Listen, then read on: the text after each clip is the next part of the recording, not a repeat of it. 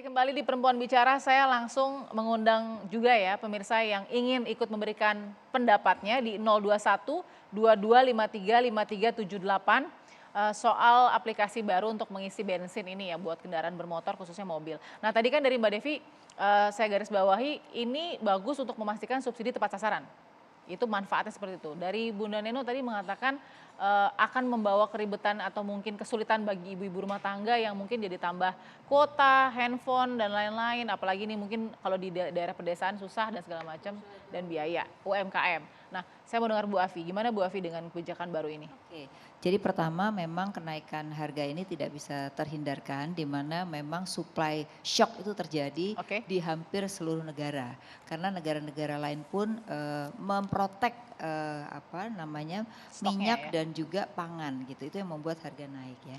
Nah, sekarang kan pemerintah ingin supaya inflasi tidak naik, maka Mhm. subsidi itu diberikan gitu ya. Nah, diberikan itu memang harus subsidi itu ke orang. Ya. Karena kalau subsidi ke barang seringkali salah sasaran.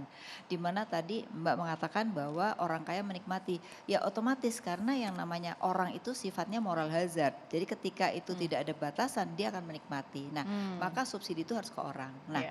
kalau ke orang itu harus didefinisikan dulu orangnya yang mana gitu ya.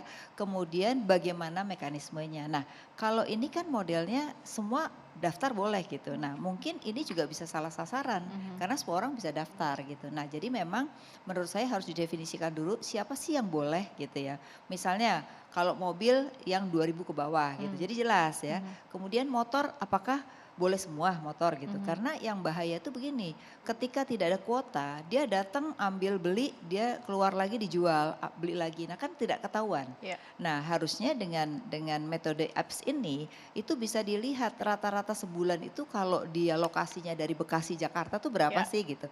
Ya. Sehingga dikasih kuotanya berapa banyak, Oke. sisanya enggak gitu. Sehingga ini yang membuat orang menjadi tertib untuk mendapatkan subsidi gitu. Karena Oke. kalau kita lihat itu terjadi pembengkakan subsidi ya. Hmm. Dari awalnya 23 juta liter Ya. itu menjadi 28 juta liter. Jadi terjadi kelebihan 5 juta liter. Nah, itu karena ada moral hazard ya. Mhm. Apalagi perbedaan harga di pasar dengan harga subsidi itu terlalu tinggi, hampir Rp10.000 per liter gitu loh. Nah, jadi disitulah. Nah, yang kedua menurut saya memang yang perlu dipikirkan lagi adalah pertama yang harus disubsidi itu adalah kendaraan umum dulu. Karena kendaraan umum itu adalah Hmm. kebutuhan orang banyak itu duluan. Jadi itu maksud saya jangan dipersulit untuk kendaraan umum. Karena kendaraan umum itu sangat Ya. membutuhkan gitu ya. Oke. Nah, yang kedua ya tadi ada kuota itu perlu. Kalau nggak ada kuota itu berbahaya juga. Orang bolak-balik beli, dijual lagi kan nggak tahu ya. Mhm. Sama nanti gas juga begitu. Sekarang itu banyak gas yang 3 kilo karena subsidinya ke barang itu orang jualan pakai 3 kilo padahal kan nggak boleh. Jualan Ya. itu kan mendapat margin nggak boleh gitu ya. Mhm. Nah, jadi menurut saya harus ada kejelasan mengenai siapa yang boleh ya. Karena ini nanti Oke. kan juga termasuk listrik dan lain-lain kan Oke. yang akan disubsidi gitu. Nah, lalu kemudian yang kedua juga perlu disosialisasikan kepada masyarakat ya, bahwa memang kenaikan harga ini subsidi itu nggak bisa terus. Mhm. Tahun depan kemungkinan defisit sudah menjadi 3% kembali, itu Wow. pemerintah mungkin nggak mampu untuk subsidi. Wow. Nah, mungkin Oke. dari sekarang perlu dipikirkan nanti itu orang yang miskin karena di sini nih di Indonesia dari Ya. 270 juta orang yang miskin dan hampir miskin itu jumlahnya 100 juta, Mbak. Gitu. Hmm. Jadi sangat banyak. Nah, ini yang Mhm. perlu dipikirkan Ya. kalau di negara lain tuh bukan barangnya disubsidi tapi orangnya langsung dapat transfer. Hmm. Gitu. Mhm. Sehingga ketika orang itu punya daya beli karena uangnya itu langsung ditransfer pada rekeningnya. Nah, menurut saya mungkin ini lebih tepat. Oke. Kenapa? Kenapa lebih tepat? Karena dari situlah kebutuhan-kebutuhan itu langsung bisa dibeli sesuai dengan kebutuhan masing-masing gitu. Oke. Nah, kalau ke barang ini memang menurut saya walaupun pakai apps ini belum Aplikasi. tentu tidak Jadi ya tepat nggak tepat aplikasi atau betul gimana? masih ada ketidaktepatan pastinya karena Oke. tadi tidak pembatasannya nggak jelas siapa yang boleh siapa yang enggak Oke, ada kuota gitu. tadi ya, karena bisa saja Betul. beli lalu kemudian dijual lagi gitu, kita nggak Benar tahu gitu. benar. Jadi Oke. kalau mau ya pakai kuota, itu Oke, harus. jadi ini inevitable nggak bisa terelakkan bahwa memang nanti subsidi ini nggak akan terus-terusan Betul, dengan pembengkakan tadi, benar. Sekarang harus terjadi ini tapi caranya bisa diperbaiki lagi? betul, dari 100 triliun ini sekarang menjadi 200 triliun lebih kan untuk ini saja. Wow. Nah, kan Oke. kemampuan ini sangat terbatas. Tahun depan belum tentu karena defisit sudah kembali ke 3%, Ya. pemerintah nggak akan mampu lagi untuk subsidi Oke, gitu. pembengkakan subsidi membuat ini dilakukan pemerintah. Tapi benar ada sesuatu yang harus diperbaiki untuk memastikan benar nggak yang tadi subsidi tepat sasaran itu Yes, bisa dipastikan digaransi melalui aplikasi ini. ya Ternyata kan mungkin ada celah-celah yang betul. harus ditutup. Oke, Oke, saya mau dengar dari Shirley. Gimana Shirley? Ya, terima kasih Mbak Balkis. Sebelum kita melanjutkan ke poin-poin diskusi Ya. kita malam ini, izinkan saya membacakan pernyataan Presiden Jokowi dalam acara Rapat Koordinasi Nasional Indonesia Maju tahun 2019, di mana Oke. beliau menyampaikan unek-uneknya. Saya izin baca ya. Ya. Negara ini sudah kebanyakan peraturan, dan negara kita ini bukan negara peraturan. Semua diatur, malah terjerat sendiri. Nah, malah terjerat sendirinya ini yang sepertinya akan jadi poin pembahasan utama kita malam ini. Oke. Karena baik, saya sangat sepakat dengan poinnya Mbak Devi bahwa pemerintah tentu punya tujuan baik dan harus kita apresiasi, harus kita dukung atas kebijakan ini, bahwa ini harus tepat sasaran, memastikan agar jangan sampai beban BBM bersubsidi ini melonjak, kuota subsidi cepat habis, dan semuanya bisa sesuai dengan kuotanya tadi. Ya. Ya. Nah, namun sebagaimana yang tadi disebutkan, kebijakan ini juga memiliki kekurangan-kekurangan yang harus segera ditemukan solusinya. Oke. Problem yang pertama adalah tidak semua masyarakat menengah ke bawah yang berhak atas BBM bersubsidi ini memiliki telepon seluler Android atau sejenisnya. Yang kalaupun punya, tidak semua familiar dan terbiasa untuk mengoperasikannya. Sehingga yang dikhawatirkan adalah selagi mereka berusaha untuk mendapatkan atau mengumpulkan uang untuk bisa membeli HP-nya atau belajar mengoperasikan aplikasinya, maka selama itu pula mereka tidak bisa menikmati BBM bersubsidi yang sebetulnya itu adalah hak mereka. Oke. Atau kalaupun misalnya nih kan sudah dirilis, sebetulnya ada 3 cara. Yang memang viral adalah menggunakan My Pertamina atau aplikasi. Tapi sebetulnya ada yang lain. Nah, kalaupun bisa mendaftar dan bayar di tempat misalnya, bisa jadi orang tua kita di daerah atau yang sudah sepuh misalnya, itu nggak mau ribet dengan syarat-syarat itu dan malu untuk belajar Mbak. Sehingga akhirnya memilih membeli BBM dan minyak non subsidi yang sebetulnya itu lebih mahal. Yang kedua, kebijakan ini besar kemungkinan menghasilkan konflik yang sebetulnya tidak perlu. Oke. Semisal, ketika terjadi kendala jaringan, ketiadaan data paket internet, HP mati dan lain-lain.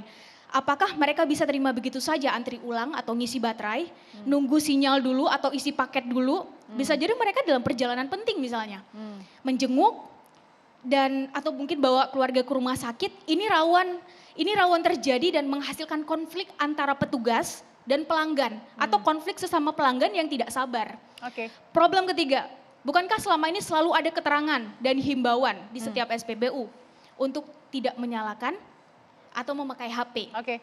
Karena ini membahayakan. Iya. Sering kita lihat video viral di mana-mana bahwa itu mudah meledak dan terbakar. Lalu mungkinkah kita mempertaruhkan keselamatan rakyat kecil demi satu kebijakan yang terlihat dipaksakan ini? Kalau sampai terjadi sesuatu, siapa yang mau tanggung jawab? Ya.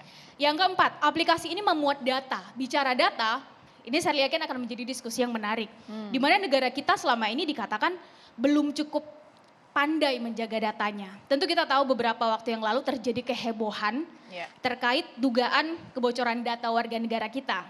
Jangan sampai perlindungan dirinya juga dalam masalah, dalam mengoperasikan itu di tempat yang beresiko. Data pribadi juga beresiko terkait bocor, perlindungannya itu. Masih punya waktu nggak? Boleh, Satu sedikit, lagi. sedikit.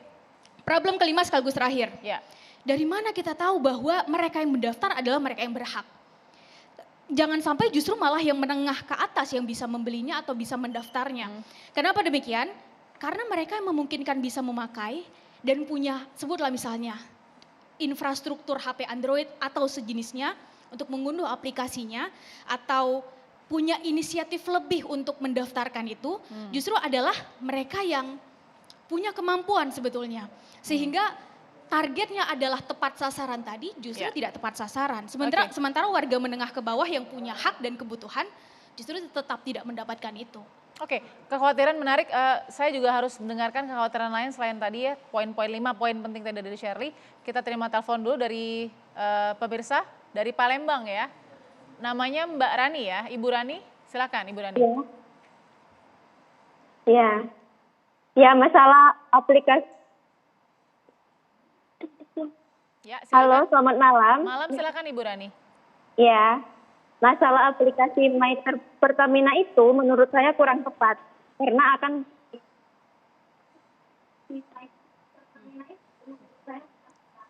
Nah, ini salah satu sinyal ya. Ini salah satu hambatan tantangan. Oke, Ibu Rani sudah bisa dengar? Ya, selamat malam. Oke, silakan Bu Rani. Ya. Silakan. Ya. Masalah aplikasi meter Pertamina itu kurang tepat menurut saya.